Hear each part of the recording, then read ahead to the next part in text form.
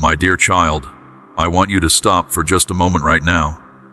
Before you close your eyes tonight, before you let the heaviness of this long day finally pull you down into sleep, I need you to hear something. Something that could not wait until morning. Something so important, so urgent, so full of love, that heaven itself refused to let this moment pass without reaching your heart first. You felt it, didn't you? That quiet pulling feeling inside your chest today. That soft restlessness that made you pause in the middle of whatever you were doing. That strange feeling that something bigger than you was trying to get your attention. Maybe you tried to ignore it. Maybe you told yourself it was just tiredness or stress. But deep down, somewhere in the very center of you, you knew.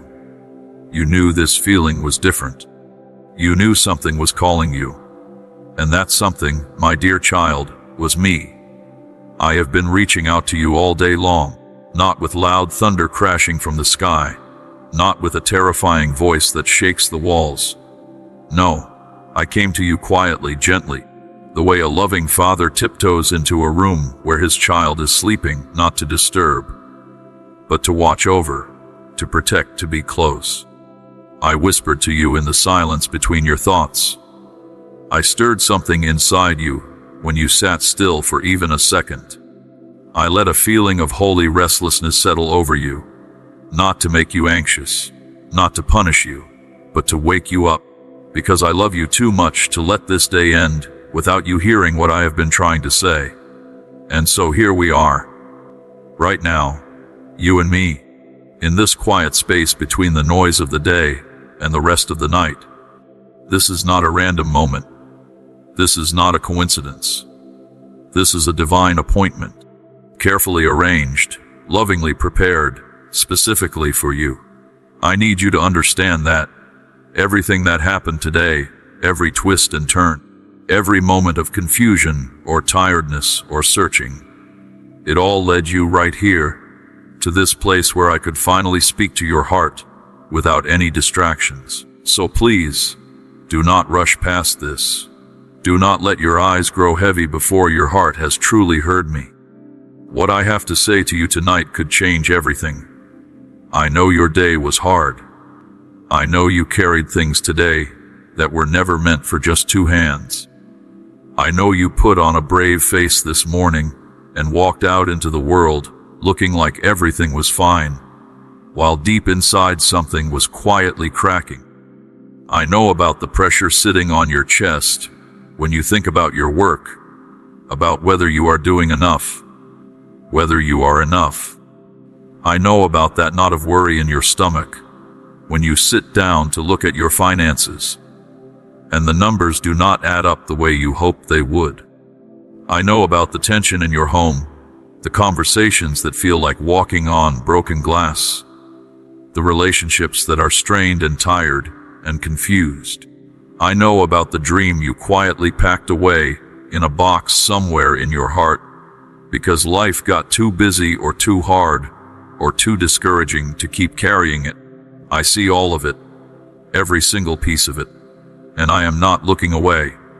I am not shaking my head in disappointment. I am not standing far off with my arms crossed. I am right here leaning in close, saying I see you. I know you, and I love you.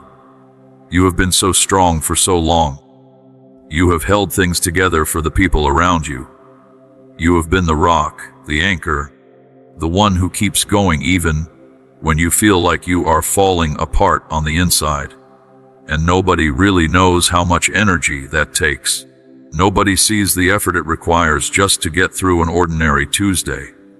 Nobody knows how heavy it is to keep smiling, keep working, keep trying when everything inside you is screaming for rest and relief and a sign that things will get better. But I know, I see it all, and tonight, I am telling you something that I need you to receive with your whole heart. You were never designed to carry all of this alone. I never built you for that kind of weight, and the reason you are so tired is not because you are weak. It is because you have been doing a job that was always meant to be mine. Every video on this channel is created with love, faith, and dedication to sharing God's Word. If these messages inspire and encourage you, you can support our mission through the PayPal link in the description and pinned comment. Thank you for being part of this journey. So before this day becomes tomorrow, before you close your eyes and drift off into sleep, I am asking you to do the bravest thing you have ever done. I am asking you to put it down. All of it. The worry, the fear, the pressure, the confusion, the grief, the disappointment, all of it. Just set it down at my feet and let me carry it. Not because you are giving up, not because you are a failure, but because that is what I am here for. That is what I have always been here for. I am strong enough to hold everything you have been struggling to carry, and my arms never get tired. Right now, at this exact moment, you are standing on a holy threshold. Think of it like a doorway. Behind you is today, with all its struggles and its weight and its imperfections. And ahead of you is tomorrow, a brand new beginning, a fresh page with nothing written on it yet, a day full of possibilities that I am already preparing for you. But here is what I need you to understand before you step through that doorway. You cannot walk into the freshness of a new day if you are dragging the heavy chains of the old one behind you. The burdens of yesterday will poison the beauty of tomorrow if you carry them across the line. So tonight, we are going to let them go together. We are going to lay them down right here, right now, and I am going to give you something to carry instead. Something light, something full of hope, something that will make your steps feel different in the morning. There is something else I need to tell you about this moment. There is an enemy who has been making plans for your tomorrow. He has been watching you, studying your fears, cataloging your insecurities, and preparing a strategy to use against you the moment your eyes open in the morning. He wants to be the first voice you hear when you wake up. He wants to greet you with whispers of "you are not enough. Nothing is going to change. Look at how far behind you are. You will never make it." He wants you to wake up already feeling defeated, already feeling hopeless, already convinced that today will be just as hard and just as empty as yesterday. That is his plan. And the reason I am speaking to you right now, the reason I interrupted your rest, is because my love for you refuses to let you walk into that ambush without being prepared. I am not going to let you face tomorrow unarmed. Tonight, I am going to fill you up with truth so strong, so deep, so unshakable, that when those lying whispers come in the morning, they will find no place to land in your heart. So breathe. Just breathe for a moment. Feel the quiet around you. Feel the stillness. That is not emptiness. That is my presence wrapping around you like a warm blanket. I am here. Right here. Not far away in some distant corner of the universe. Not busy with bigger problems or more important people. Here. With you. Completely focused on you. Completely for you. And everything I am about to say comes from a heart that loves you more than you have ever been loved by anyone in your entire life. My dear child, the hardest battle you fight every single day is not the battle at work. It is not the battle with your finances, or your relationships, or your health. The hardest battle you fight is the one you have every morning when you look in the mirror. Because what you see in that mirror, and what I see when I look at you, are two completely different things. You look in that mirror, and you see all the places where you fell short today. You see the sharp words you said that you wish you could take back. You see the good intentions that never made it off the ground. You see the person who tried and still failed, who started over again and stumbled again, who wanted to do better, but found the same old patterns pulling at them like quicksand. You see cracks and fractures and broken pieces. And the enemy points at all of those things and says, "See, that is what you are. Broken, unworthy, not enough. But when I look at you, I do not see what you see. I see something so different, so beautiful, so full of potential, that if you could see it for even 1 second through my eyes, it would bring you to your knees in wonder. I see a precious life that I formed with my own hands. I see a soul that I love with a love so fierce and so deep that I sent my own son to die so that you could live. I see every crack, yes, but I see them the way a master artist sees the places where the most beautiful work still needs to be done. I am not finished with you. I am not throwing you away. I am in the middle of creating something in you that is more beautiful than anything you can currently imagine. The very places you despise in yourself are the places where my grace is doing its most powerful work. You are not a broken thing waiting to be discarded. You are a masterpiece in progress, being shaped by the most loving hands in all of creation. You keep a record of your failures. You replay them in your mind like a film that never stops. That moment of weakness, that decision you regret, that time you promised yourself you would be different and then found yourself doing the exact same thing you swore you would never do again. You carry these moments like stones in your pockets, weighing you down, making every step harder than it needs to be. But I need you to hear this truth and let it go all the way down into the deepest part of you. Those failures, every single one of them, have already been forgiven. Not partially forgiven, not forgiven with conditions attached. Completely, permanently, totally forgiven. When my son hung on that cross, he took every mistake you would ever make, every failure, every sin, every moment of weakness, and he nailed it there with him. And when he rose again, those failures stayed dead. They were buried with him, and they did not come back. The forgiveness I have given you is not a temporary cover that runs out when you mess up again. It is an eternal reality sealed by the blood of my Son. When I look at you, I do not see your failures, because they have been washed away in a sea, so deep they will never be found again. You see a debt that still needs to be paid. I see a debt that has already been paid in full. And if you are watching this right now, and something inside you is stirring, something is waking up, please take a moment to subscribe to this channel if you have not already done so. There are so many people who need to hear these words, and your simple act of subscribing helps make sure these messages reach more hearts that are waiting and searching just like you were. Now let us keep going, because there is so much more I want to say to you tonight.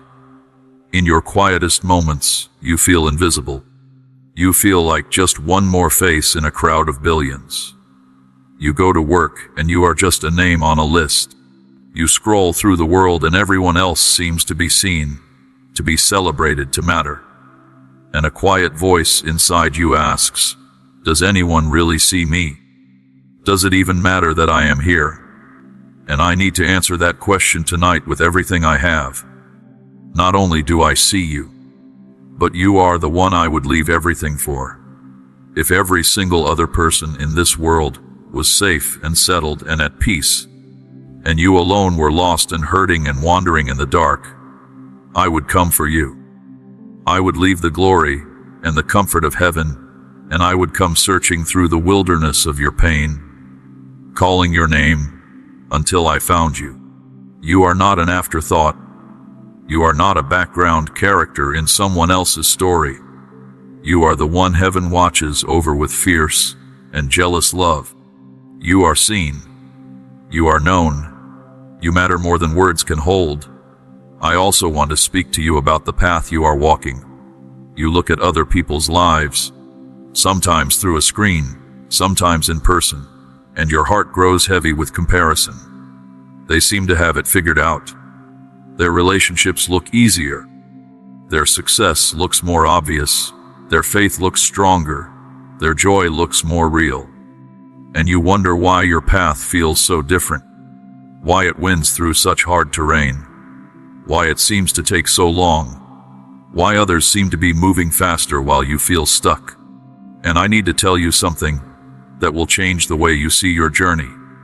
I did not give you their path. I gave you yours.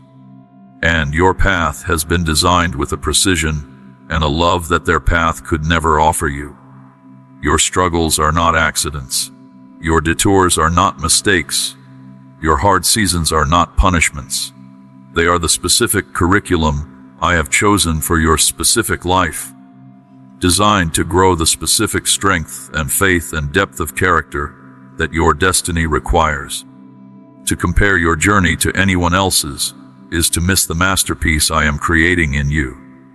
Your journey requires a kind of faith that most people never develop. Not the loud, dramatic faith of a single heroic moment, but the quiet, steady faith of the next single step. The faith to get out of bed on a morning when you feel no hope. The faith to be kind to someone who has hurt you. The faith to keep praying when the silence feels like your prayers are bouncing off the ceiling. The faith to trust me when you cannot see what I am doing. I am not asking you to see the whole staircase. I am just asking you to trust me with the very next step. And I promise you, step by step, I will walk you into everything I have planned for you. Along the way, I have placed signs and markers to help guide you. Sometimes a sign is a scripture that jumps off the page straight into your heart. Sometimes it is the words of a trusted friend that confirm what I have already been whispering to your soul. Sometimes it is a door that closes firmly, not to hurt you, but to redirect you towards something better. And sometimes it is that unexplainable peace that settles over you when you consider one option over another. Learn to pay attention to these signs. The world will always try to rush you, but I am calling you to slow down, to be still, to listen. Your purpose is not a far-off destination that you need to race to reach. It is a way of walking with me every single day. And the fulfillment you are searching for is found not at the end of the road, but in the walking of it with me beside you. Now I want to talk to you about something the world has been trying to offer you in place of what only I can give. The world is a master of illusions. It knows exactly what you are hungry for: peace, connection, significance, comfort, belonging. And it offers you 1,000 substitutes that look like the real thing from a distance, but leave you emptier than before once you have consumed them. Think about the hours you spend scrolling through your phone looking for something to fill the hollow feeling inside. It promises you connection, but delivers comparison. It shows you everyone's highlight reel and makes you feel like your ordinary life is a failure. It promises rest, but delivers a strange kind of restlessness. You put the phone down and you feel worse than you did before you picked it up. And yet you pick it up again, hoping this time will be different. That is the nature of the trap. It gives you just enough to keep you coming back, while never giving you enough to truly satisfy. The world offers you the approval of other people as a way to feel valuable. And that approval can feel so good in the moment. A compliment from your boss, a like on a post, a word of praise from someone you respect. It fills you up for a few hours, but then it fades, and you find yourself needing another hit of approval to feel okay again. This is a dangerous way to live, because the opinions of people are the most unstable ground in the world. The same mouth that praised you today can criticize you tomorrow. If your sense of worth is built on what others think of you, you will spend your entire life on a terrifying roller coaster of performing and fearing and striving and shrinking. I am calling you off that roller coaster. I am offering you a worth that does not change based on anyone's opinion, a value that was established before you were born and that will never be revised or revoked. My love for you is constant. My affirmation of you does not rise and fall with your performance. You are mine, and that is enough. That will always be enough. And then there is the pursuit of wealth and security. The world screams at you that if you just had more money, more savings, more financial security. Then you would finally be at peace. So you chase it. You work harder, you worry more, you sacrifice more. And yet the peace never quite arrives because there is always more to want, more to lose, more to be afraid of. I want to be very clear. Money is not evil. Working hard is not wrong. Wanting a comfortable life is not a sin. But when the pursuit of money becomes the thing you trust most, when your sense of security lives in your bank account instead of in me, you have built your house on sand. I am your provider. I am your security. I have promised to meet every genuine need you have. And I have never broken a promise in all of eternity. Hold the things of this world loosely. Use them as tools for good, but do not worship them. Do not let them own your peace. The heaviest invisible burden you carry is the need to be in control of everything. You make plans and contingency plans and backup plans. You run through every possible scenario in your mind, trying to protect yourself from every possible pain. You try to manage the feelings and choices of the people around you. You grip your life so tightly your knuckles go white. And still, things happen that you did not plan for. Still, people disappoint you. Still, circumstances refuse to obey your careful arrangements. And every time that happens, the anxiety spikes again because the illusion of control has cracked again. My dear child, you were never designed to be in control of your life. I am. And the moment you truly surrender that control to me, something miraculous happens. The anxiety begins to quiet, the fists begin to open, and peace begins to flow in through the spaces that the need for control was taking up. Let go. Trust me, not because everything will be easy, but because I am good, and I am in charge, and I have never once let go of you. I also want to warn you about the poison of gossip and cynicism. When you spend time speaking negatively about others, or listening to others do the same, something happens to your spirit. It gets clouded. It gets hard. It starts to see the worst in everything and everyone. A cynical heart is a closed heart, and a closed heart cannot receive what I want to give it. Do not build your life on the shifting sand of popular opinion or the entertainment of tearing others down. Build it on the solid rock of my word, my truth, my love. That is the only foundation that can hold the weight of a truly good life. We are committed to spreading hope, faith, and the message of Jesus Christ to people around the world. If you would like to help us continue this work, please visit our PayPal link below. Your kindness means more than words can express. And now I want to pull back the curtain for just a moment and show you something that your eyes cannot see in the natural world. Right now, while you sit here reading these words or listening to this message, there is a battle happening all around you in the spiritual realm. You are at the center of it, and you are not alone in it. I have dispatched mighty angelic warriors to stand guard around you. They are not the soft, gentle beings with harps that you might have imagined. They are fierce and powerful, and they are stationed around your home, your family, your mind, and your heart. The peace you sometimes feel in the middle of a panic, the sudden calm that washes over you when the fear gets too loud, that is not a coincidence. That is the result of spiritual protection that I have placed over your life, because you are mine, and I will not leave you unguarded. The enemy has been making accusations against you. He loves to stand before me and point at your failures, your weaknesses, your sins, your doubts. He whispers to you in the dark saying, "How could God possibly love someone like you after what you have done?" He is a liar, and here is what he does not understand. Every time he brings an accusation against you, my son stands up as your defender, and he does not argue about your behavior.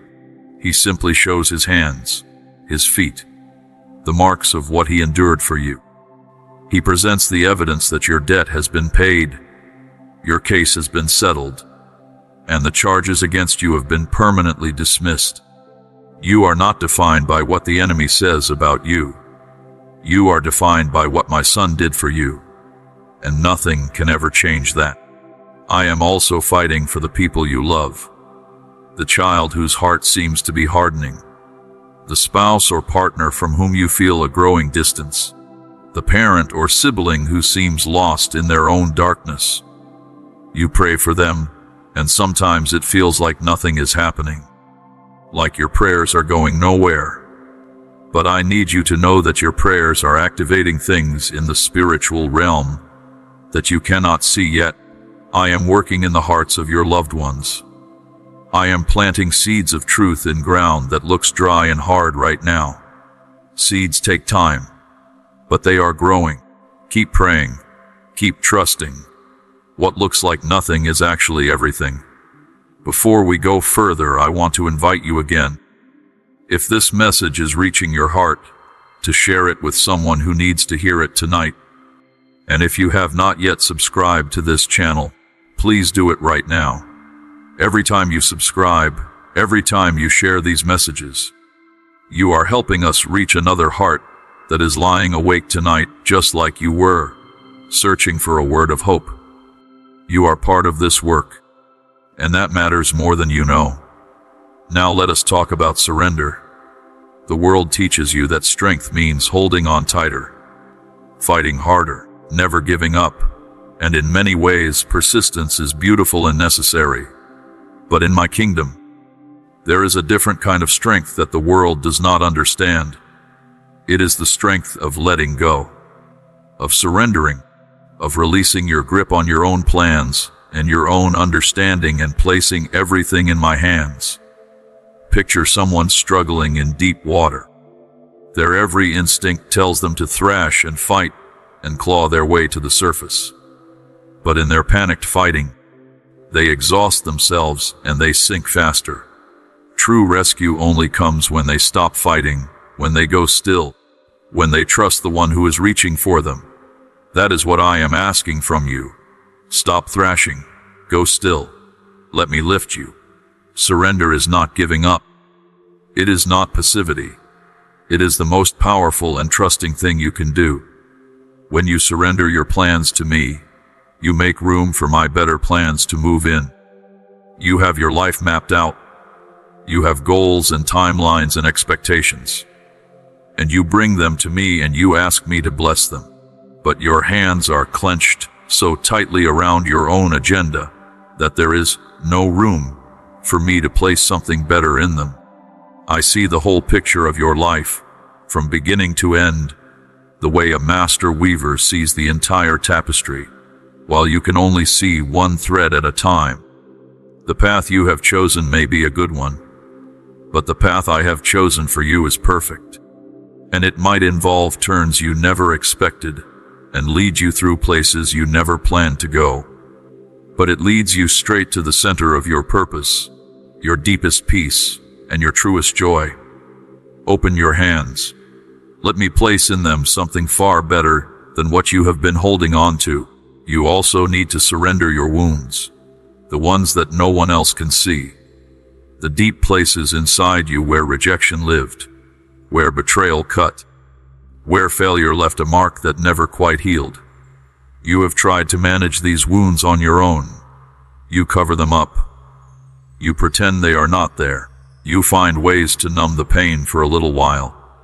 But a wound that is hidden and left untreated does not heal. It festers, it gets infected, and it poisons things around it. I am the great healer, but I cannot heal what you will not bring to me. I need you to have the courage to come to me and say, "This is where it hurts. I cannot fix this. I give this to you." The moment you do that, the healing begins. I will pour my spirit over that wound like the most powerful medicine in existence. I will speak truth over every lie that the wound made you believe. And I will take that pain and turn it into your most powerful testimony. But you have to give it to me first. And here is the key that unlocks everything. The moment you say I cannot, you open the door for me to say I can. Your self-sufficiency as well. meaning as it is the biggest barrier to my power in your life. As long as you believe you can handle it yourself, you will keep trying to handle it yourself. But when you come to the end of your own strength, when you stand in front of a mountain and say out loud, "I cannot move this," that is when mountains start to move. Your admission of powerlessness is not a sign of defeat. It is an invitation to a miracle. So what is it that you cannot do? Name it. Say it out loud. Forgive that person who wounded you. Overcome that habit that keeps pulling you back. Face the future without being paralyzed by fear. Say it. Say, "I cannot," and then watch what I do with that honest prayer. Now I want to speak to you about the trial you are in right now, because I know you are in one. I can see it, and I know it feels crushing. I know it feels like the pressure is designed to break you completely, and you lie awake at night asking why. Why is this happening to me? What did I do to deserve this? Is this ever going to end? And I want to answer those questions tonight with all the love I have. I did not send this trial to destroy you. I sent it, or I allowed it, because I know what it is creating inside you. When life is smooth and easy, you naturally drift towards self-sufficiency. You rely on your own wisdom and your own plans. You do not really need me in a deep, desperate way. But pressure changes that.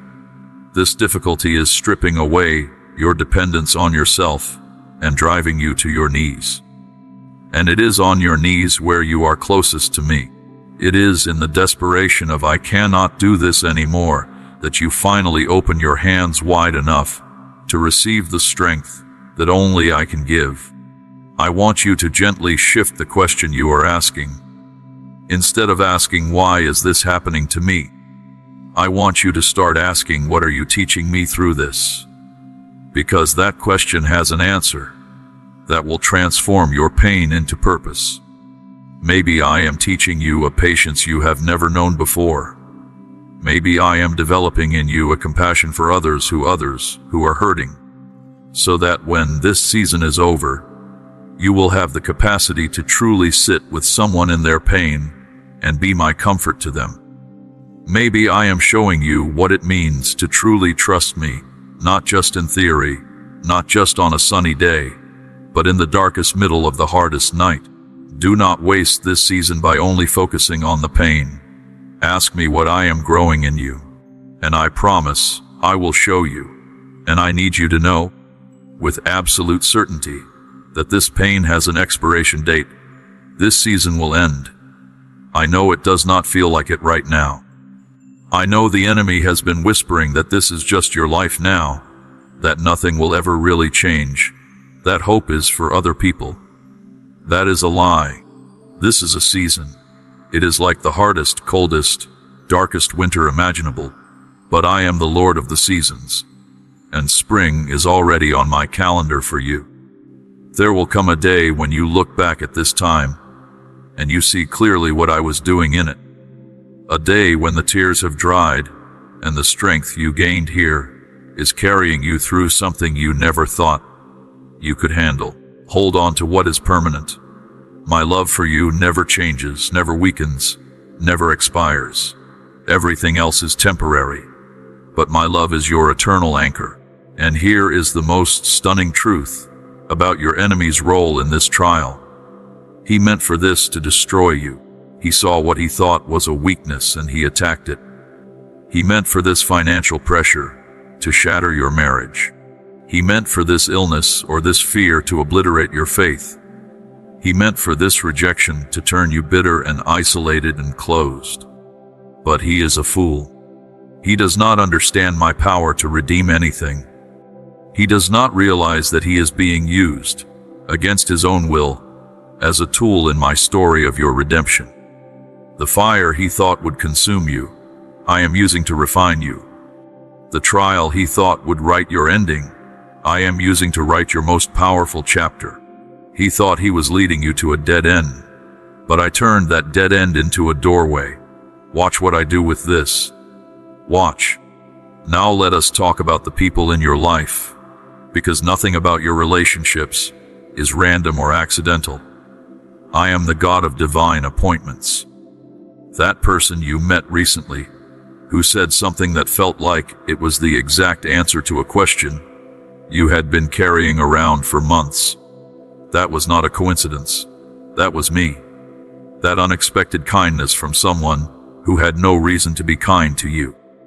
That was me reaching toward you through another person's hands. I am constantly arranging connections and encounters and moments of intersection between your life and the lives of others, because I know what you need, and I know who carries a piece of it. Pay attention to the people I am placing in your path. Do not dismiss these encounters as luck or chance. See them for what they truly are. My love for you made tangible, made visible, made human.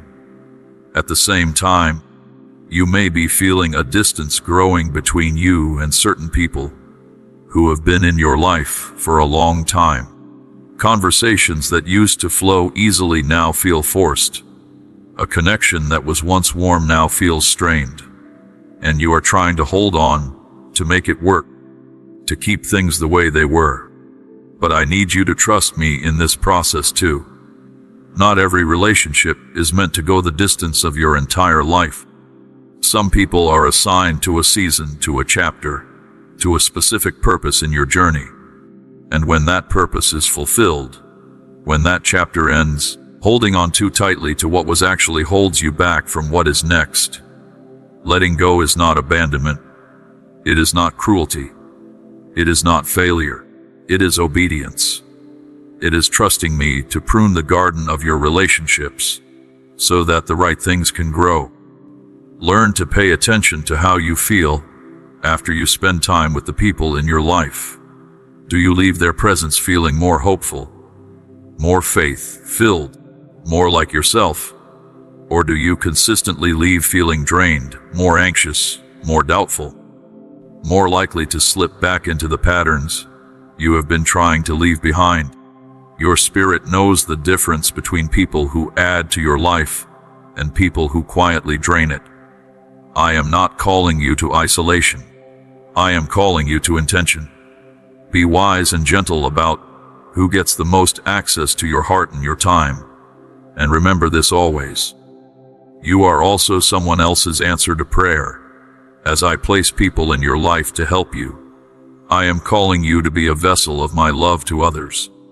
That nudge you feel to check on someone, that impulse to say an encouraging word, that prompting to pray for a friend, that is me moving through you. Do not ignore it. Do not talk yourself out of it. Act on it. You may be the only glimpse of my love that person receives this week. My dear child, if there is one truth I could place so deep inside you that nothing could ever shake it loose, it would be this. You are never alone. Not for one single moment. Not in your darkest night. Not in your most confusing day. Not in the silence when you feel like no one hears you. Not in the crowd when you feel like no one truly knows you. I am with you always. Not just nearby. Not just available if you call out loud enough. With you. Inside you. Around you. The very air your lungs draw in is held in existence by my will. You are like a fish in the ocean, completely surrounded by something you cannot always feel, but that makes your very existence possible. You are never moving toward my presence, as if it is somewhere else you need to get to. You are only ever waking up to the reality that you are already in it. I know you are walking through a valley right now, and valleys are dark, and they feel endless, and they feel like they have become your permanent home. But I need you to understand something about the valley. I am not standing at the rim looking down at you. I am not watching from a distance with concern. I am in the valley with you. My hand is on your back. I am walking ahead of you, making a way through the darkness. I am your guide and your shield, and your light in a place that feels like it has none. The valley is not your destination. It is a passage. And I am with you in every single step of it. From the moment you entered to the morning you walk out the other side into the light. You make the mistake of measuring my closeness by your feelings. When you feel peaceful and joyful, you think God is near. When you feel numb or hollow or afraid, you think God must have gone somewhere. And that is the oldest and most effective lie the enemy tells. My presence is not a feeling. Feelings come and go like weather. My presence is a covenant promise sealed in the blood of my Son. I am the God who said I will never leave you, and I have never once broken that word. Whether you feel me or not, I am there. Whether you sense me or not, I am working. Whether you hear me or not, I am speaking. Your task in the hard seasons is to trust my promise more than you trust your feelings, to choose faith over emotion, to declare what is true even when it does not feel true yet. And you are never praying alone. When you kneel down in the quiet and you do not even know what to say, when the pain is too deep for words and all you can do is sit there with tears on your face, my spirit is in you praying on your behalf with a perfect understanding of everything you feel and everything you need. He takes your broken, stumbling, imperfect prayers and transforms them into the most eloquent expression of your deepest need. He presents them before my throne perfectly, completely, and they are heard. Every single one of them is heard. Nothing you have prayed has been lost or ignored. Everything is being held and answered according to my perfect wisdom and my perfect timing. I want to remind you again, right now, to subscribe to this channel if these words are speaking to your heart. And if you know someone who is lying awake tonight feeling lost or heavy, or searching for a reason to hold on, please send this to them right now. You might be the reason they make it through tonight. Never underestimate the power of sharing a word that gave you life. This ministry exists to bring encouragement, prayer, and God's truth to every heart that needs it. You can stand with us through the PayPal link in the description and pinned comment. May God bless you abundantly for your love and support. Now I want to speak to you about something I placed inside you when I created you. Something you have been ignoring or doubting or too afraid to unwrap. I gave you a spirit, not a spirit of fear and timidity and smallness. I gave you a spirit of power and love and a clear, sound mind. That crushing anxiety that steals your breath and fills your chest with dread, that is not from me. The spirit of fear is an intruder in a house it has no right to occupy. The home of your heart belongs to me, and in it I have placed power, divine, supernatural power, to resist the things that try to pull you down, to endure the things that try to break you, to overcome the things that seem impossible. I have placed love in you, a love that can soften you when you want to harden, that can keep you reaching out when every hurt tells you to close off. And I have placed a sound mind in you, a mind that can find calm in chaos, that can choose truth over lies, that can rest even in the middle of a storm. These are not things you have to earn or develop on your own. They already live inside you. They were placed there when my spirit came to dwell in you. The question is whether you are going to live as if they are there, or keep living as if you are powerless. You have been listening to the wrong voice.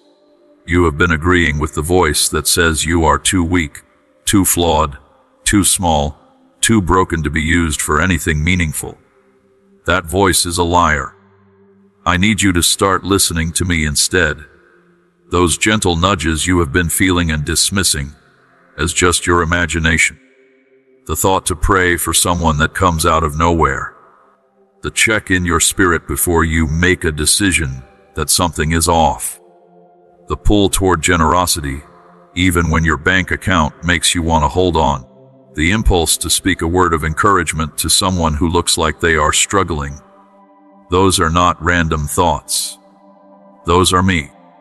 I am constantly trying to lead you, guide you, speak to you through those quiet inner promptings. And every time you honor one of those nudges, every time you act on one of them, Instead of reasoning it away, you are learning to walk in step with me. And that is the most powerful way to live. I have also given you gifts. Specific, unique gifts that were placed in you on purpose for a purpose. And you have been hiding them. You look at people with more visible gifts, people who can preach or sing or lead large crowds, and you tell yourself you have nothing to offer. But that is false humility, and it is costing both you and the world around you something precious. Maybe your gift is encouragement, the ability to say exactly the right thing at the right moment to lift someone who is about to collapse. Maybe your gift is mercy, the capacity to feel what others feel so deeply that you can sit with them in their pain without flinching or offering empty platitudes. Maybe your gift is faith, the supernatural ability to believe for things that seem impossible, to hold the vision when everyone around you has let it go. Whatever your gift is, it was not given to you to be buried in the ground of your fear. It was given to be used, to be given away, to build something that outlasts you. Step out. Use it. It will grow stronger every single time you do. Now I must speak to you about something that may be one of the most important things I say tonight. The invisible chains that you carry. The patterns that repeat in your life and in your family that feel impossible to break. You look at your own tendencies and you see echoes of your parents in them. The same anger, the same anxiety, the same patterns around money or relationships or faith. And the enemy whispers that this is just who you are. This is your inheritance. You cannot escape what runs in your blood. You will repeat what was done to you. You will pass down what was passed down to you. That is a lie so old and so cruel that I have to speak directly against it tonight. The bondage that held your ancestors does not have to hold you. The patterns that have repeated in your family line for generations do not have to be passed to the next one. Because when you put your faith in my son, something happened that changed everything. You were not just forgiven. You were adopted. You were taken out of your old broken family line, with every one of its patterns and curses and cycles, and you were placed into a new family. My family. Your spiritual identity was completely rewritten. You are now a child of the Most High God, and your inheritance is not fear but faith, not lack but abundance, not bondage but freedom. The curse stops with you. The cycle breaks with you. In the name of Jesus, you have the authority to stand up and declare, this pattern ends here. This is not being passed to my children. This generational chain is broken today. This is one of the highest callings I have for your life, to be a cycle breaker, to be the one in your family line through whom I establish a new legacy. It will not be easy. It will require you to fight battles that your parents surrendered to. It will require you to choose differently in moments when every familiar voice inside you wants to react the old way. But I am anointing you for exactly this. I have chosen you to be the turning point in your family's story. Where they knew fear, your children will know peace. Where they knew lack, your descendants will know provision. Where they knew broken relationships, your family will know love that endures. This is your calling. This is your assignment. And it begins with one courageous decision to believe that what I say about you is truer than what the patterns of your past say about you. Walk in your new identity. When the old anger rises up, speak to it. That is not who I am. I am a child of God and I have patience and self-control. When the familiar anxiety grips your heart, declare, I will not partner with this fear. My Father has given me a spirit of power and love and a sound mind. Speak it out loud. Say it when you feel it the least. Say it until the saying of it creates a new reality in you. The chains have been legally broken by the cross. Now you have to live like a free person. Step out of the cell whose door is already open. Walk into the freedom that cost my son everything. It is already yours. take it. And finally, my dear child, I want to talk to you about us. About our relationship. About the thing that matters more than any of the other things I have spoken about tonight. I want more from you than your Sunday mornings. I want more than your religious duties, the quick prayers you rush through before a meal, the chapter you skim in the morning before the day carries you away. I want all of you. Not the performance version of you that shows up for a crowd, the real you, the tired you, the doubtful you, the confused you, the joyful you, the wondering you. I want your Monday morning commute, and your Tuesday afternoon exhaustion, and your Wednesday worry, and your Thursday small victories, and your Friday relief, and your Saturday quiet. I want to be woven into every moment of every day, not just the formal designated ones. Religion is exhausting because it asks you to perform for me. A relationship with me is restful because it invites you to simply be with me. Religion gives you a ladder of rules to climb, always hoping you have been good enough. A relationship with me says, the ladder has already been climbed for you by my Son, and you are simply invited to rest in what he has done. I am not asking you to be perfect for me. I am asking you to be honest with me. I already know everything. Every thought you have had today, every feeling you are hiding, every question you are afraid to ask. You cannot shock me. You cannot disappoint me into leaving. You cannot drive me away with your worst moments. I am still here. I will always be here. And I want the real conversation, not the edited version. I want to share things with you.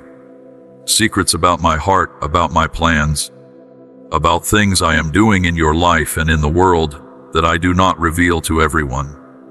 I reserve them for the ones who draw close, who sit with me long enough to hear the whisper beneath the noise. Abraham was called my friend because he knew my heart, not just my commands. I am calling you into that kind of friendship. Not just knowing about me, truly knowing me. And that kind of intimacy is only built in the quiet, in the consistent, faithful, daily choosing to come to me. To open my word not as a duty, but as a love letter. To pray not as a ritual, but as a real conversation. To worship not from habit, but from a heart so overwhelmed with gratitude that the praise comes out naturally. That is what I am inviting you into. Not a religion, not a performance, not a set of rules to follow and boxes to check. A real, living, growing, daily friendship with the God who made you, who loves you, who chose you, who fights for you, who never gives up on you. That is what I want. And I believe it is what you want too. Somewhere beneath all the noise and the striving, and the performing, and the managing, and the surviving, there is a part of you that is desperately hungry for exactly this. For something real. For someone who knows everything about you and stays anyway. For a love that does not have conditions attached. I am that. I have always been that. And I am right here, my dear child.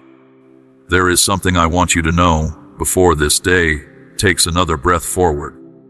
Before the noise of the world rushes back in and fills every quiet corner of your mind. Before the to-do lists start stacking up and the demands of life start pulling you in 10 different directions at once. I need you to sit with me for just a little while longer. Because what I have to say to you right now is not the kind of thing that can be rushed. It is not the kind of truth that can be skimmed over or half heard.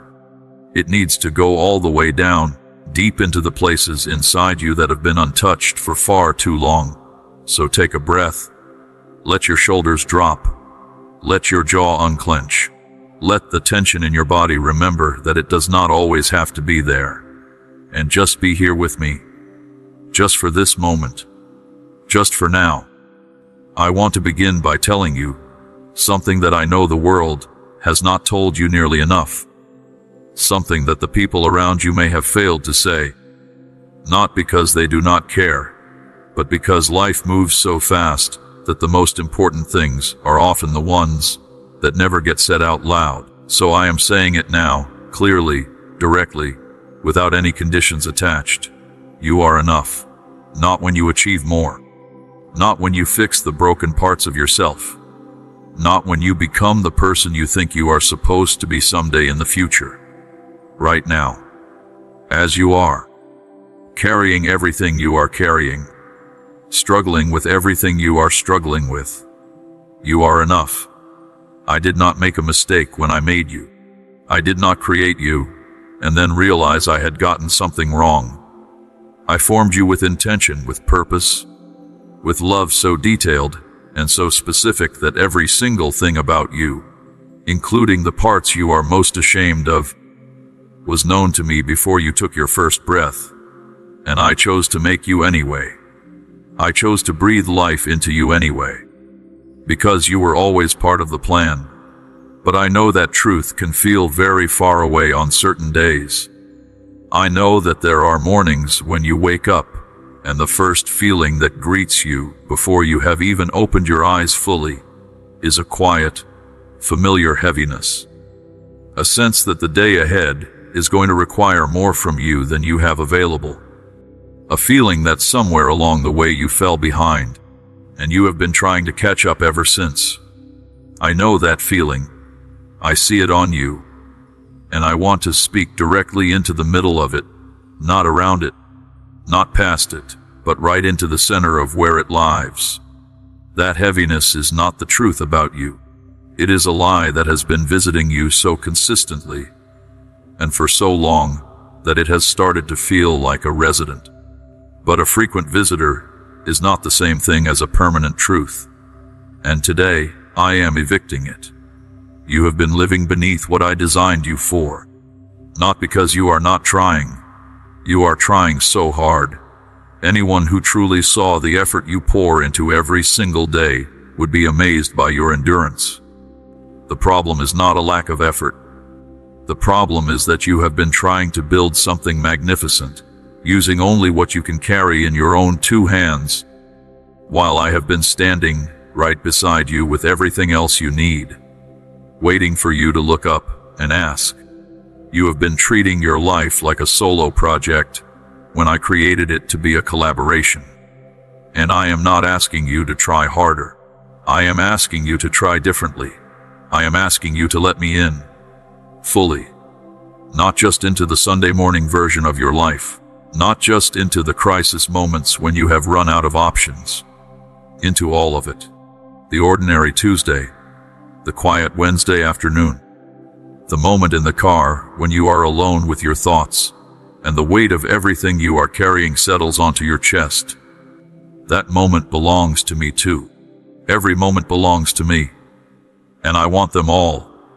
There is a hunger inside you that you have been trying to feed with the wrong things for a very long time. I am not saying this to shame you. I am saying it because I understand it completely. The hunger is real. The need is genuine. You were created with a deep ache for meaning, for belonging, for love that does not come with conditions, for a sense that your life matters and that what you do with it has weight and significance.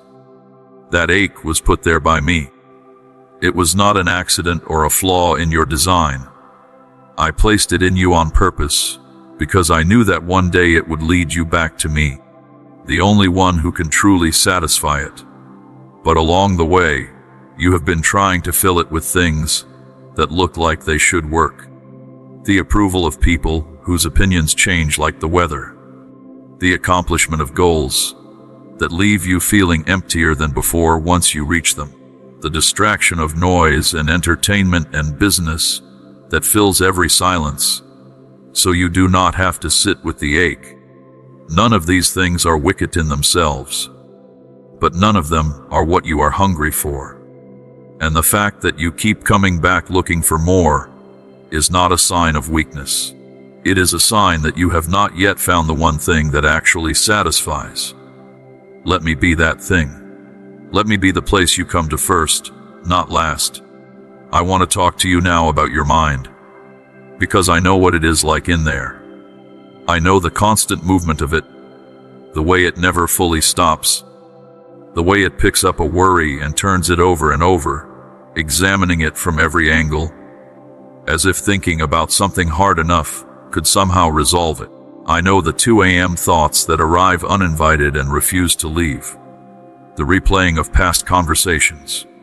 The imagining of future disasters.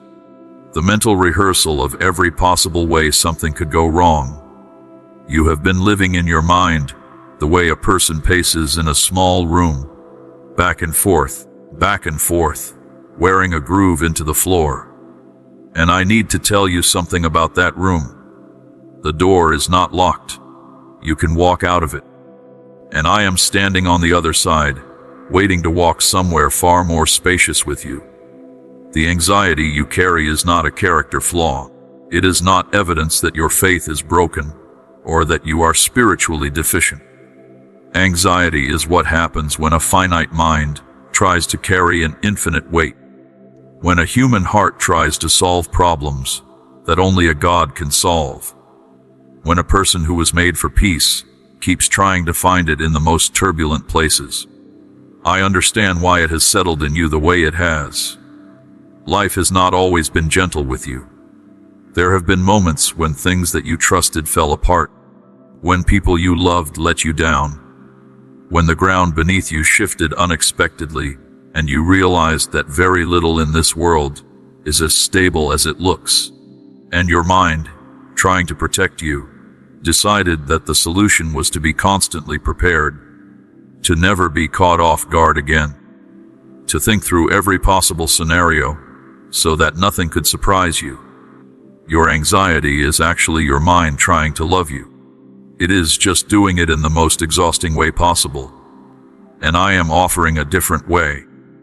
I am offering you the peace that comes not from having all the answers, but from trusting the one who holds them. I want you to practice something, not as a religious exercise, not as a box to check, but as a genuine act of trust.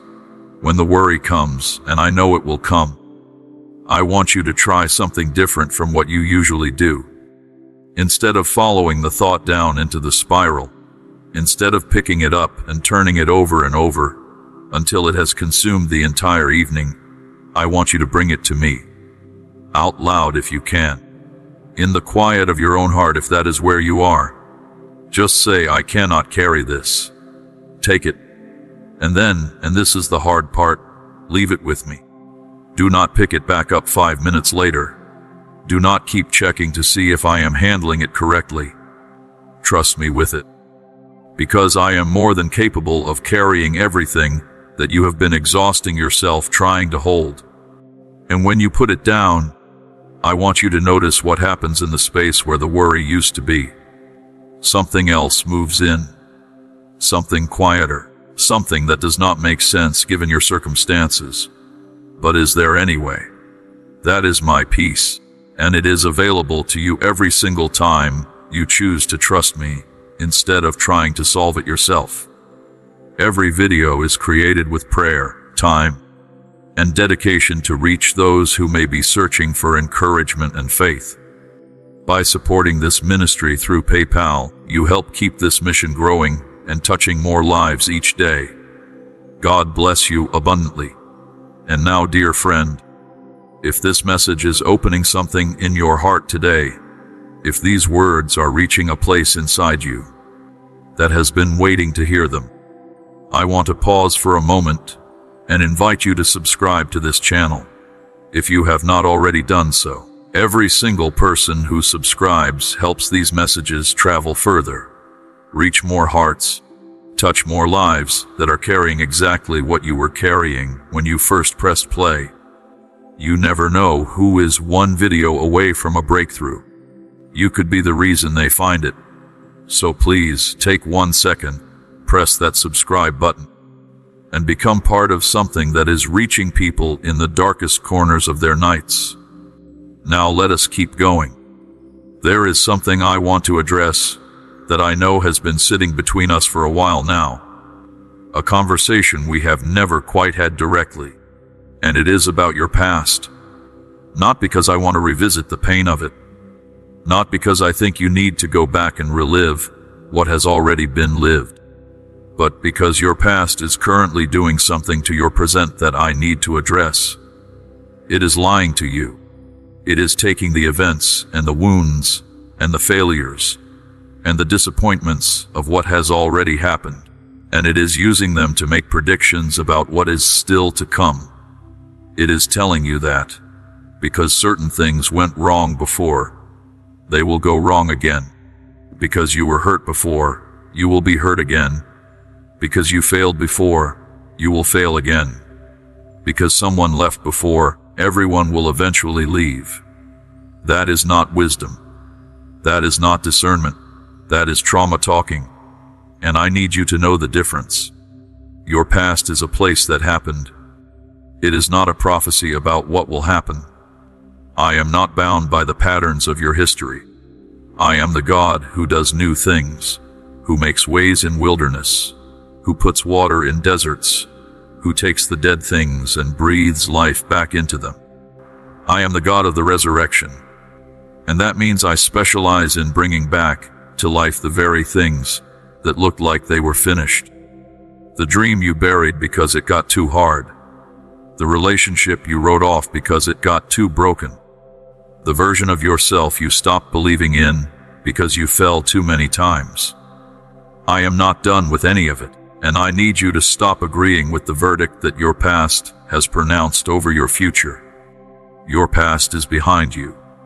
Your future is in my hands. And my hands have never dropped anything they were holding. I also want to talk to you about the people who hurt you, because I know they are still there in your memory. Maybe one of them is still in your life, and every interaction with them is a reminder of the wound they left in you. Maybe they are long gone, but they live on in the way you flinch when certain situations feel familiar, the way certain words or tones of voice make something inside you go very still and very careful. Maybe what they did was so significant that it divided your life into before and after. And you have been carrying that wound the way a person carries a stone in their shoe. Not heavy enough to stop you walking, but impossible to ignore with every single step. I am not going to minimize what was done to you. I am not going to tell you it was not that bad, or that you should have gotten over it by now, or that the right response is to pretend it did not happen. It happened. It was real. And it was wrong. What was done to you was not okay. And I want you to hear me say that clearly before I say anything else, because so many people have tried to talk you out of your own pain, and I am not going to do that. What was done to you matters. It matters to me. I was there. I saw it. And my heart toward you in that moment was not distant or unmoved. I felt every single piece of what you felt, and I have never forgotten it.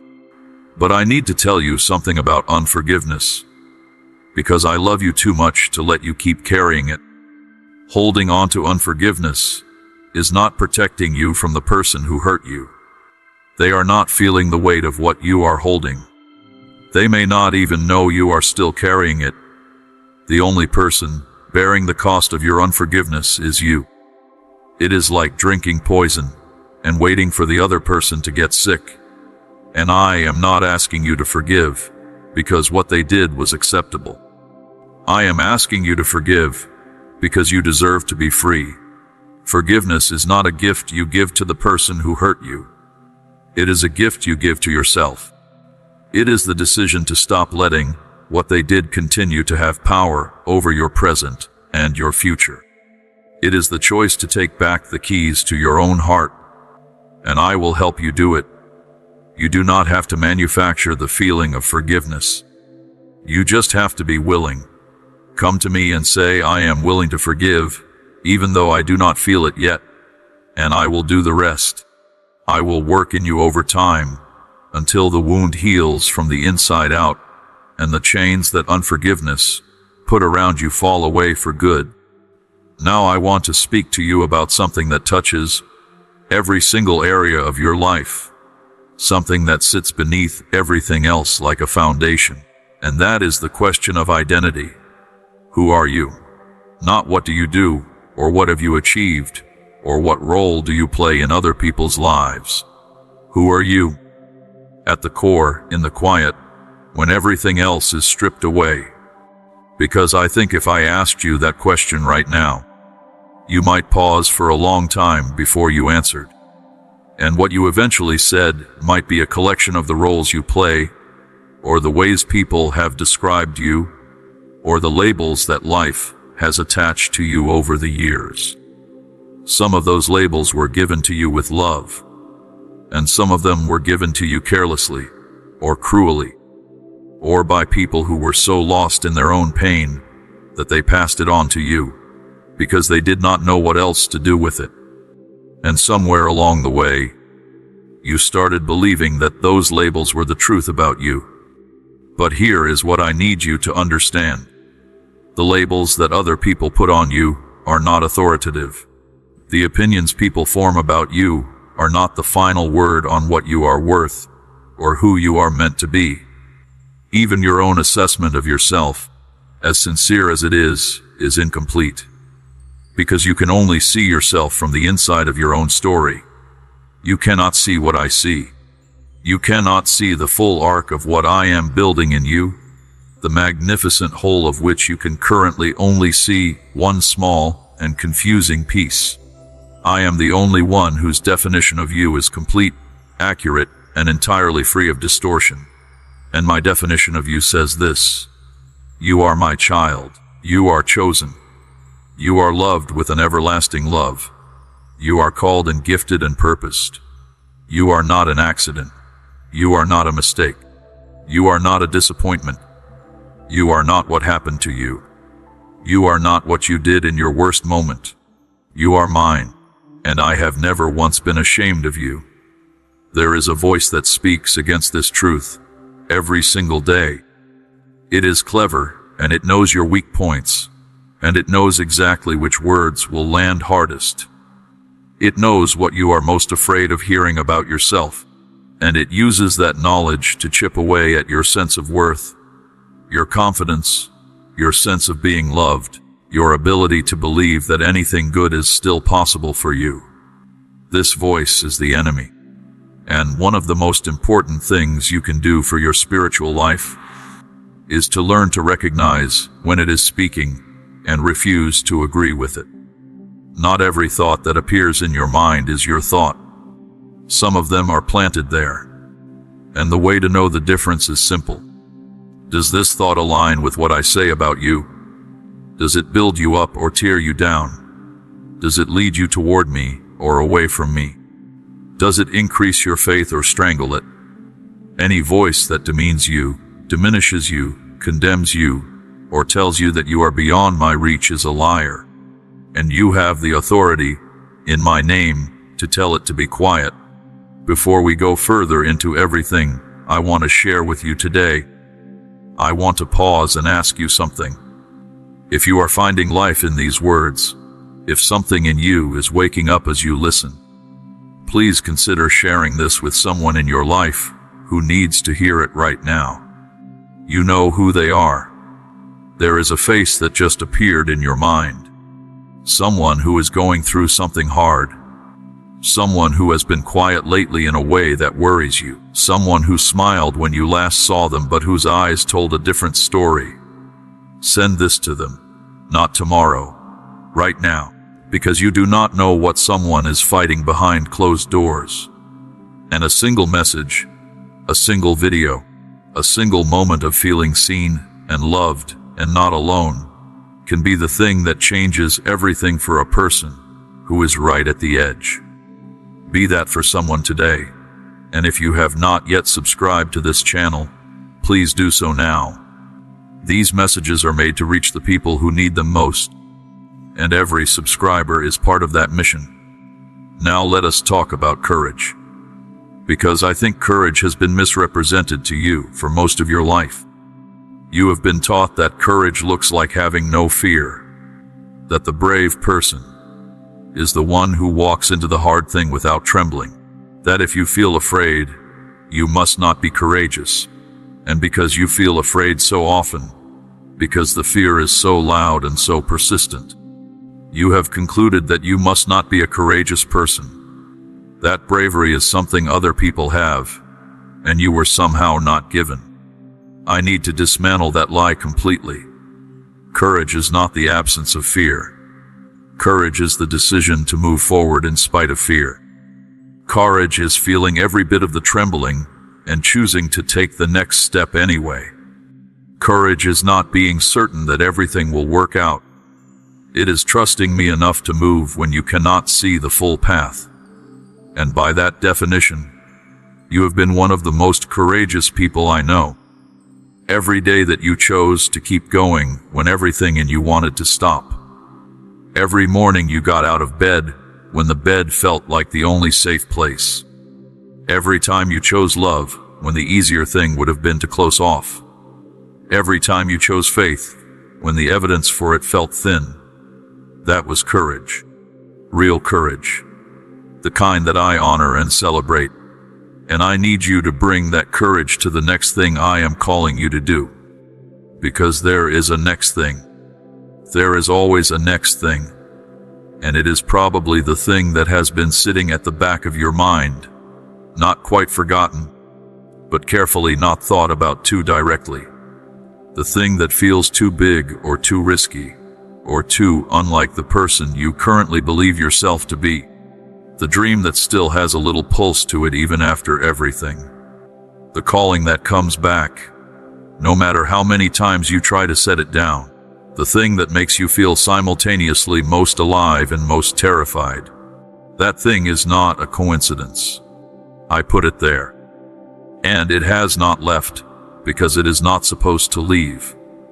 It is one of the ways I am trying to call you forward into the fullness of what I created you for. And I know you are afraid of it. I know the fear says, what if I try and fail again? What if I step out and it does not work? What if people see me and laugh? What if I am wrong about this? I hear every one of those fears, and my answer to all of them is the same. What if you try and it changes everything? What if you step out and I meet you there with everything you need? What if this is exactly the moment I have been preparing you for all along? I want to speak to you now about something that not enough people talk about honestly. And that is the experience of feeling far from me, because I know it happens. I know there are seasons where the prayers feel empty, and the silence feels thick, and the faith that used to come so naturally starts to feel like something you are forcing. Seasons where you open my word, and the words sit flat on the page, and do not seem to reach you the way they used to. Seasons where you go through the motions of your spiritual life, and wonder quietly whether any of it is real, whether I am really there, whether you have somehow lost something you used to have and cannot find your way back to it. I know that feeling, and I want to address it directly, without any spiritual platitudes, without easy answers that dismiss how real the dryness feels. Those seasons are real. They are not imaginary. They are not evidence that something is permanently broken in your relationship with me. They are not punishment for something you did wrong. They are part of the landscape of a genuine spiritual life. Every person who has ever walked closely with me for any significant length of time has passed through this kind of desert. The mystics called it the dark night of the soul. And while you are in it, it feels like abandonment. But it is not. I am in the desert with you. I did not leave. The silence is not my absence. Sometimes it is my invitation to a different kind of seeking. In the seasons of spiritual dryness, I am often doing some of my deepest work in you. Below the surface, in the places where your feelings cannot reach, I am building foundations that your emotions would have covered over if they were present. I am working on the bedrock of your faith, not just the surface of your feeling. Trust me in the desert. It will bloom again. And when you come through the dry season, and you will come through it, you will find that your faith has a depth and a rootedness that it did not have before. The faith that has never been tested is like a tree that has never faced wind. It looks fine from the outside, but it has no deep roots because it has never needed them. The faith that has survived a dry season, that has held on through the silence and the doubt and the unanswered questions. That faith has roots that go down deeper than anything the enemy can shake. You are not losing your faith in this desert. You are growing it in ways that peaceful seasons never could.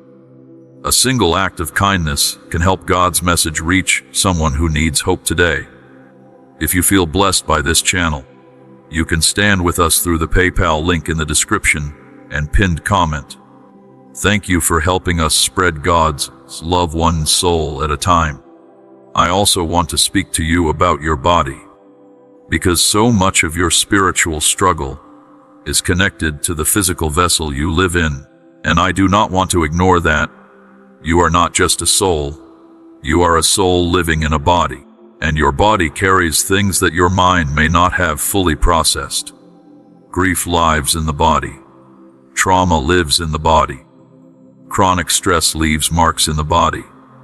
The tension you hold in your shoulders when you are carrying too much. The stomach that tightens when conflict is near. The exhaustion that does not go away even after a full night of sleep.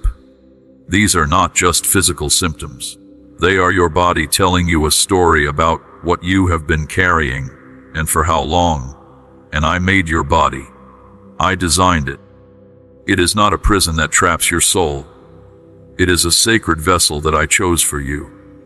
And I care about it as much as I care about the rest of you.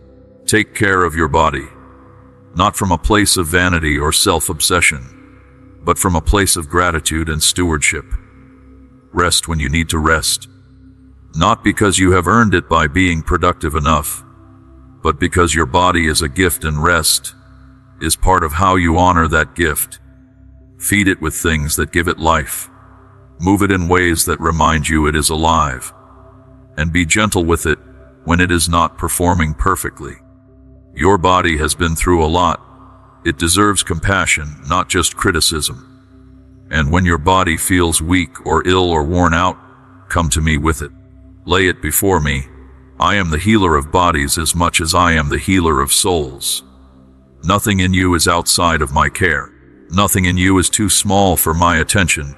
Let us also talk about rest, real rest, because I do not think you have experienced truly deep rest in a very long time. You lie down at night, but your mind keeps working. You take a day off, but the guilt of not being productive shadows you through it. You sit in stillness for a moment, and then fill it with your phone, because the silence makes you uncomfortable. The world has convinced you that your worth is connected to your output, that a life well lived is a busy life, that the more you produce and achieve and accomplish, the more valuable you are. And so you have become afraid of stopping, afraid that if you step off the treadmill for even a moment, you will fall behind in a race that you are already exhausted from running. But I am inviting you to step off, not permanently, just long enough to remember that you are more than what you produce, that you have worth not because of what you do, but because of who you are, that I did not create you to be a machine of output. I created you to know me, to walk with me, to be loved by me, and to love in return. The rest I am offering you is not the rest of the body alone, though that matters too. I am offering you soul rest, the kind that comes from knowing that the weight of your life is being held by someone stronger than you. The kind that comes from releasing the need to have all the answers and trusting the one who has them. The kind that settles into you when you stop striving for a moment and remember that my love for you is not a reward for effort. It is simply who I am and what you are to me. Come to me when you are tired, not when you have it all together, not when you have fixed the broken things or figured out the hard questions. Come now. Come tired and confused and doubting and worn out, because that is exactly when I can give you something that the world and your own striving never could. Real, deep, soul-level rest. And here is something else I want you to know about rest. When you rest, you are not being irresponsible. When you stop and breathe and give yourself permission to simply be, you are not wasting time. Some of my greatest work in a person's life happens not when they are frantically doing, but when they are simply being still. The quieting of your striving creates space for my voice to be heard. It creates room for insights to rise up from, where I have already placed them in you. It creates the conditions for creativity and wisdom and clarity that business always drowns out. The stillness is not empty. It is full of me. And when you learn to be comfortable in it, when you learn to sit with me in the quiet, without needing to fill every second with noise or activity, you will discover a reservoir inside you that you never knew was there. A deep, still, clear place that does not get disturbed by the surface waves of life. A place of peace that is not dependent on your circumstances being manageable or your feelings being positive. A peace that simply is, because I am in it. Now, before we continue, I want to say something to you that comes straight from my heart, with no complicated language attached. I am proud of you. Not because of what you have achieved. Not because of how impressive your life looks from the outside. I am proud of you because you are still here. Because after everything that has happened to you, after all the times things did not go the way you hoped, after all the moments when giving up would have been so much easier than continuing, you chose to keep going. You chose to keep trying. You chose to keep believing even when believing was the hardest thing you had ever done. That kind of persistence in the face of genuine difficulty is something I honor deeply. You are braver than you know. You are stronger than you feel. And you are further along than you realize. I see the whole journey. I see where you started, and I see where you are now. And the distance between those 2 points is remarkable.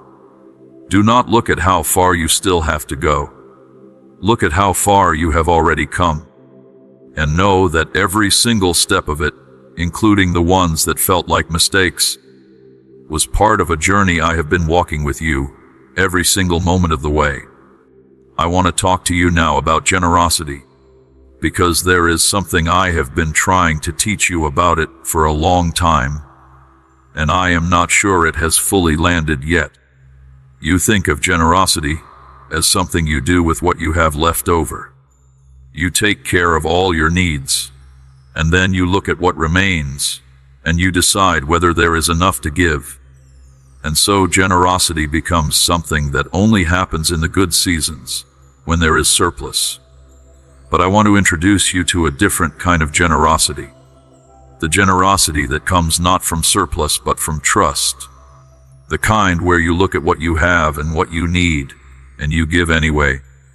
Not because the math works out, but because you trust the one who holds the math. This is the generosity of the widow who gave her last 2 coins.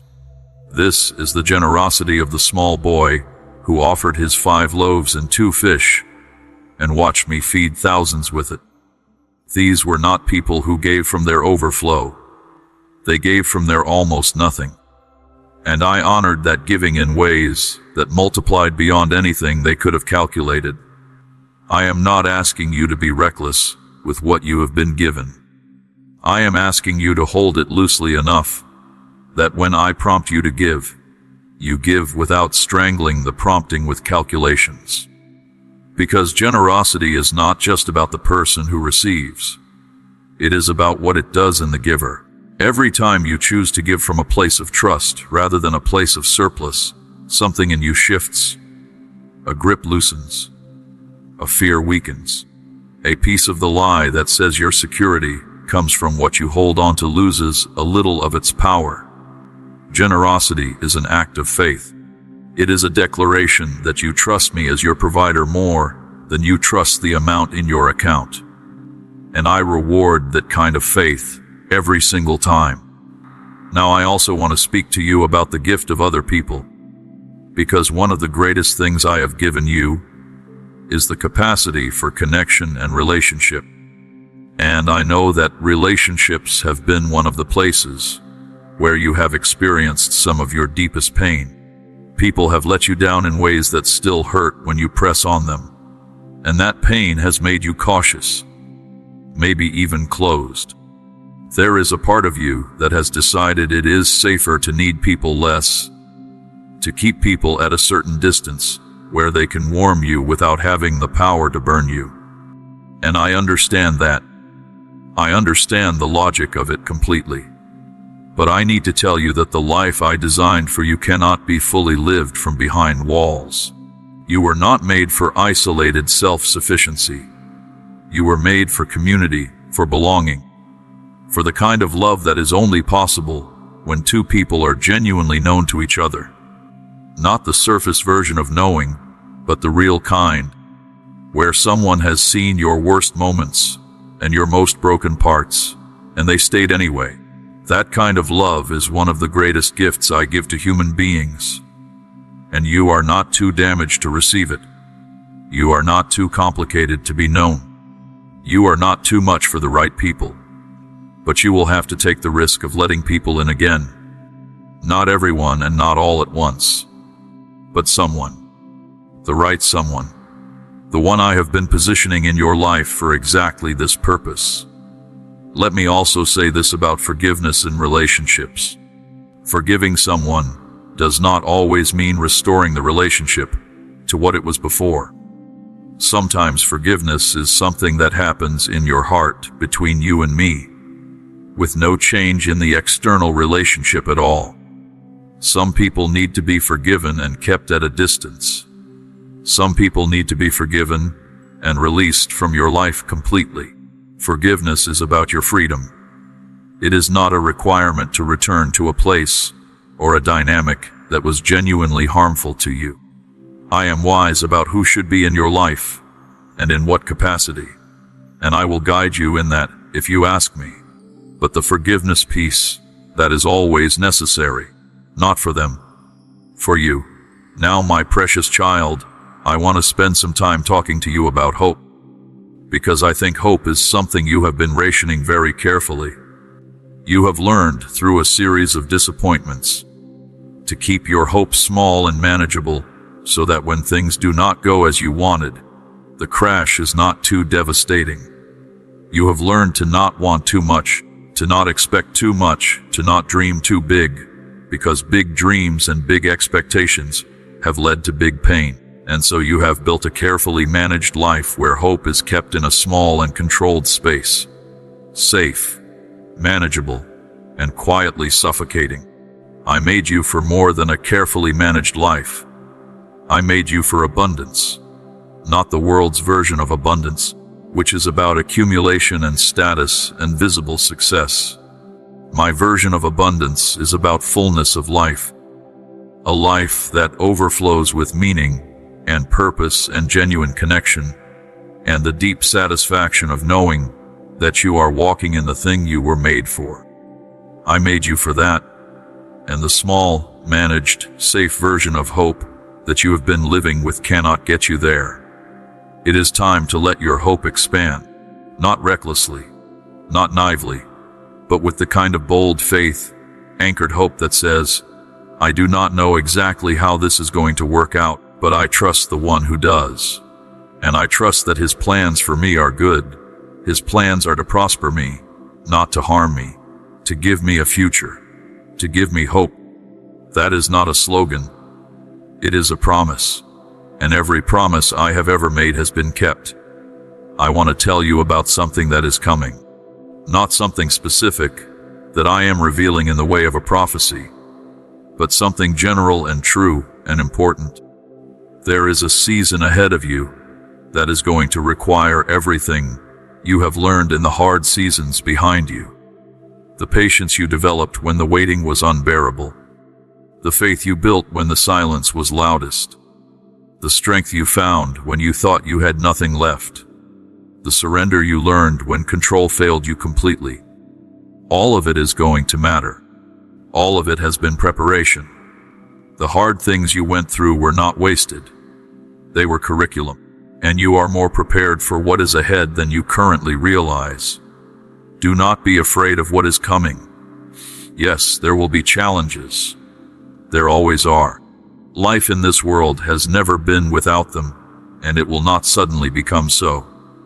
But you are not the same person who faced the last hard season. You have been changed by it, strengthened by it, and I will be with you in the next one exactly as I was in every previous one, which is to say completely, constantly, and with a love that does not waver based on the difficulty of the circumstances. What is coming is not beyond you, because it is not beyond me. And I have already been there, preparing the way, arranging what needs to be arranged, positioning what needs to be positioned.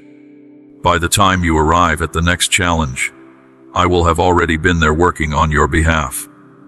Walk toward it without dread. Walk toward it with the quiet confidence of someone who knows, who is walking beside them. And once again, before I continue, I want to encourage you to stay connected to messages like this one by subscribing to this channel and turning on your notifications. There are new words coming, new encouragements, new truths to anchor yourself to in the hard moments that life will bring. Do not walk through the difficult seasons alone when there are voices I have placed in your path to speak life into you along the way. Subscribe now if you have not already, and become part of a community of people who are all on the same journey, all learning to trust, all growing in faith, all choosing hope even when it is hard. You are not alone in this. You never have been. Now I want to speak about something that has been weighing on your relationship with me in a way you may not have fully named yet. It is the issue of unanswered prayer. The things you have asked me for that have not yet come. The prayers you have prayed with everything you had, with tears and sincerity and genuine faith, and as far as you can see, nothing happened. No answer, no sign, no change in the situation, just silence. And you have been trying to make peace with that silence, trying to tell yourself that maybe it was not the right time, or maybe I have something better in mind. But underneath all of those gracious explanations, there is a question you have not fully let yourself ask, because it feels too dangerous, too disrespectful, too much like doubt. And the question is this: do you really hear me? Do my prayers really matter? Are you actually there? I want to answer that question with everything I have. Yes, I hear every prayer. I have heard every single one you have ever prayed, including the ones so private you barely let yourself think them, including the ones you mumbled half asleep, including the ones that were less eloquent than a child's request and more desperate than anything you have ever said out loud. I heard all of them, and none of them has been ignored or set aside or deemed unimportant. But I need you to understand something about the nature of my answers. I do not answer in a single dimension.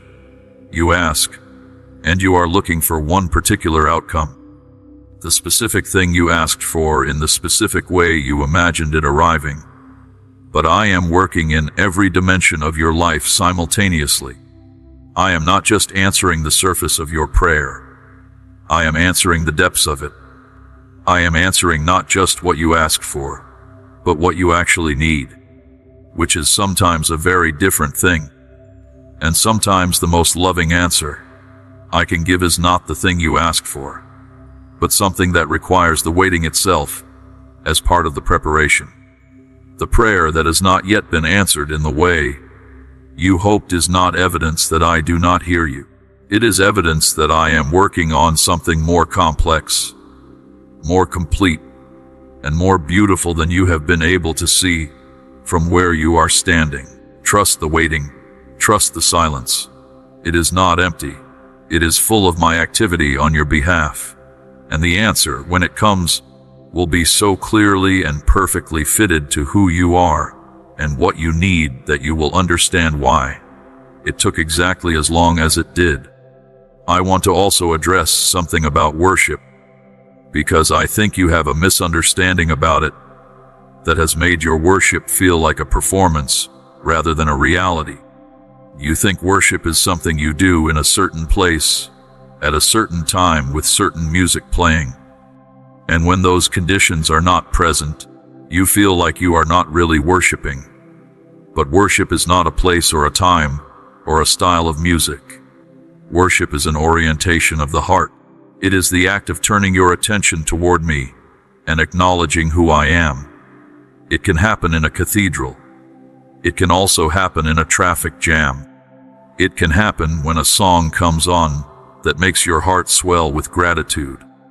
It can also happen in the silence before your feet hit the floor in the morning when you whisper, "This day belongs to you." Worship is not a performance you put on for me. I do not need a performance. I want your honest heart, the messy, complicated, sometimes doubting, often confused, deeply loving heart of a child who is doing their best to walk with their Father in a world that is not always easy to navigate. That is the worship I treasure most. Let me draw toward the close of what I want to say to you in this part of our conversation by speaking about purpose. Because it is the thing that so many people are searching for, and so few people feel they have found. And the searching for it can become its own kind of suffering when it feels out of reach. You want to know why you are here. You want to know what the specific thing is that only you can do, the unique contribution that your particular combination of gifts and experiences and personality was designed to make. And I understand that longing. I put it there. But I want to gently correct a misunderstanding that may be making the search harder than it needs to be. Purpose is not a single destination that you have to find and then arrive at. It is not a job title or a platform or a specific achievement. Purpose is a way of being and a direction of movement. It is the ongoing alignment of who you are with how you are living. It is found not just in the grand moments, but in the accumulation of small, faithful choices made every single day. The kindness you showed to someone who needed it. The truth you spoke when the easier thing would have been silence. The love you gave when love cost you something. The faith you held on to when letting go would have been so much easier. All of those things are your purpose being lived out. You have been living with more purpose than you realize. But you have been looking for it in the dramatic and missing it in the daily. Start paying attention to the daily. That is where your purpose lies most of the time. And in the specific things I have called you to, the unique assignments that are yours and yours alone. Trust that I will make them clear. I am not trying to hide your calling from you. I have no interest in your confusion. I want you walking in your purpose more than you want to be walking in it. And so I will keep opening the doors that lead to it and closing the ones that do not. I will keep nudging you through the inner promptings we talked about earlier. I will keep placing people and opportunities in your path that align with what I am building in you. Your job is not to figure it all out in advance. Your job is to stay close to me, to be faithful in the small things, to say yes to the nudges I give you, and to trust that each step of faithfulness is moving you forward into the fullness of why I made you. Purpose is not found. It is walked into, one faithful day at a time. If these messages have brought peace to your heart, strengthened your faith, or reminded you of God's love, please consider supporting this ministry through the PayPal link below. Together, we can continue sharing hope and God's Word with countless souls around the world. My beloved child, as this part of our sacred conversation begins to draw toward its close, I want to leave you with something to carry. Not a new burden. You have enough of those. I want to leave you with something light. Something that will make the weight of everything else easier to carry. I want to leave you with the simple, unadorned, magnificent truth that you are loved, not as a concept, not as a theological fact stored in the back of your mind. Loved, right now, as you are, in this moment, by a love that is more real and more powerful and more personal than anything this world has ever shown you. A love that knew your name before your parents did. A love that counted every hair on your head. A love that sent the most precious thing in all of existence to secure your freedom. A love that has never once looked at you and wished you were different. A love that sees everything and stays anyway. That love is not far from you. It is not something you have to climb toward or earn your way back to. It is here, right here, as close as the breath in your lungs, as constant as the heartbeat in your chest. It is the atmosphere in which you live and move and have your very being.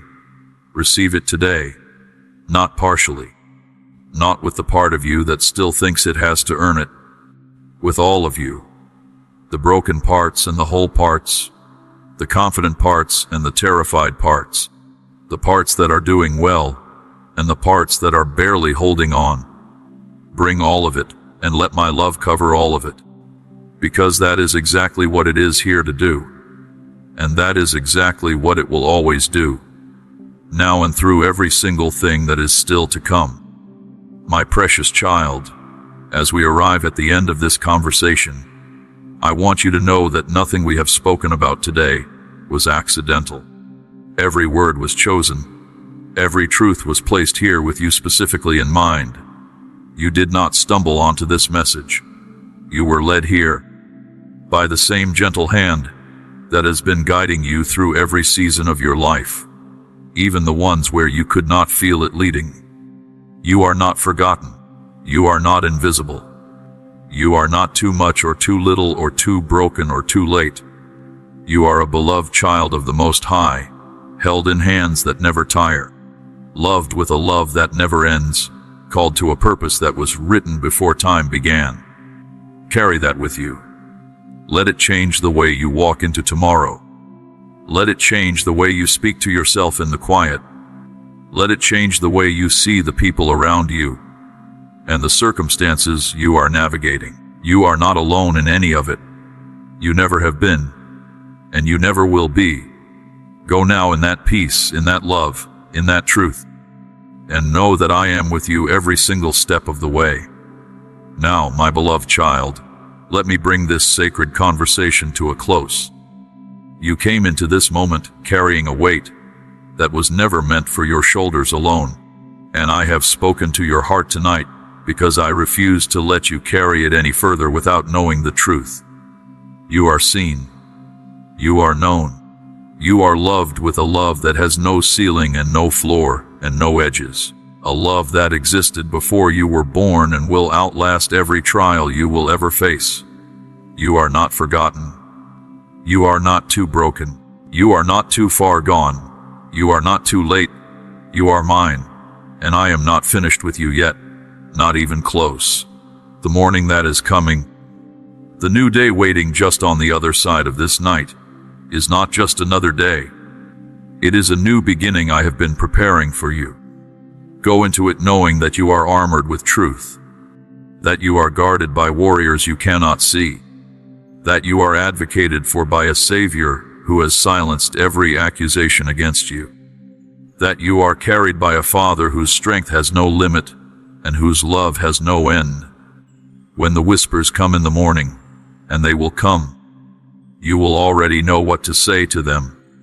When the weight tries to settle back onto your shoulders, you will already know where to put it down. When the fear tries to fog your vision, you will already know whose voice to trust above it. Sleep now, my child. Sleep in the peace that only I can give, the kind that passes all understanding, the kind that makes no sense given your circumstances, but exists anyway, because I am the source of it, and I am greater than your circumstances. Tomorrow belongs to me, and so do you. Rest in that. Rest in me. I love you. I have always loved you, and I always will.